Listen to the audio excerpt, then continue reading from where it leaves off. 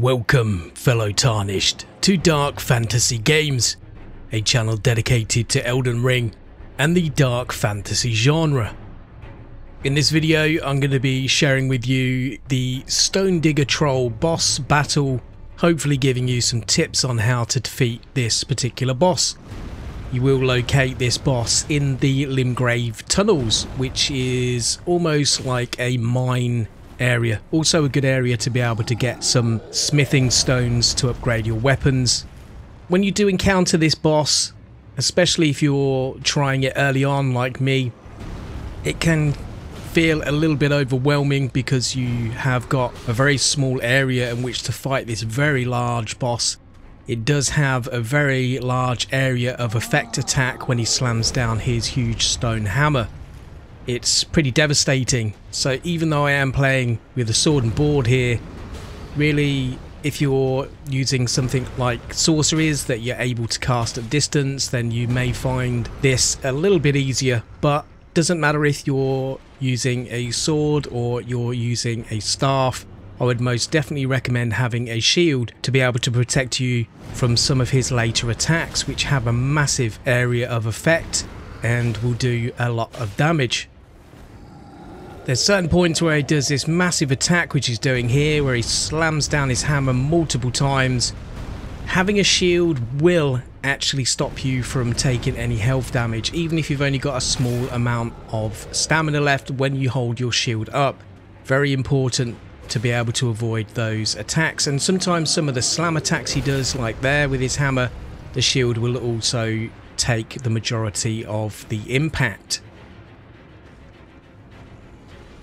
Now it really is a matter of just timing your attacks right. There is this foot stomp that he does, followed by a swing. That is pretty much the attack you're looking for to be able to get in and do an attack. Unfortunately, I got stuck on some of the environment there and nearly died. That is something you've really got to be careful with in this area. As I've said, there's not much space to maneuver with the distance he can cover with his attacks. But that stomp there and that swing, what we're doing is we're rolling at the time of him actually attacking, getting one or two hits in and then moving out of the way.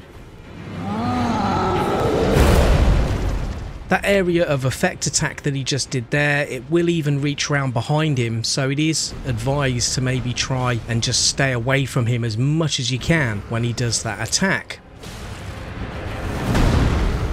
We are just purely waiting for him to get his big attacks out the way before he starts then his regular routine of the stamping on the floor and swinging his hammer.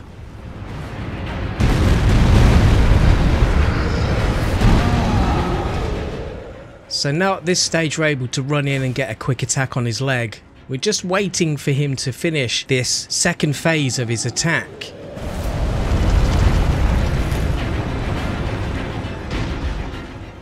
There's the stomp and the swing. We can get one hit in and then he'll jump back and sometimes swing again. We can roll through that, get a few attacks in.